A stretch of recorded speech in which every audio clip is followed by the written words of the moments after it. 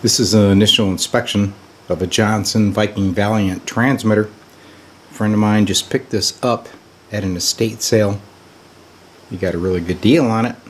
It has been sitting for quite some time, but this is a factory-built Valiant. Well worth restoring. Alright, looking at the back side, you can see the power cord has seen better days. It's all rotted.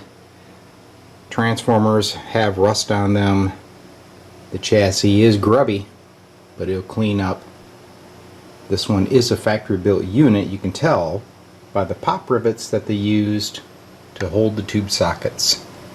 It is complete with all the tubes.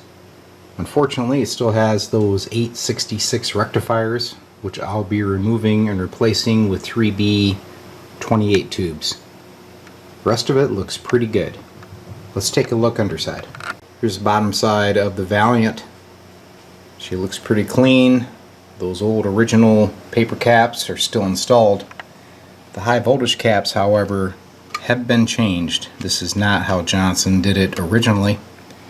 Has that old push-to-talk relay that puts about 200 volts on your microphone. But the good thing is I do not see any arcing back here in the coupling and the rear of the band switch, which is a really good sign that it has not been abused. So what I'm going to do before I apply power is get these old paper filter caps out of here, put in some fresh, install some 3B28 rectifiers, and then I'll give her an initial power up. But this should be a great Valiant for the guy when I get it complete.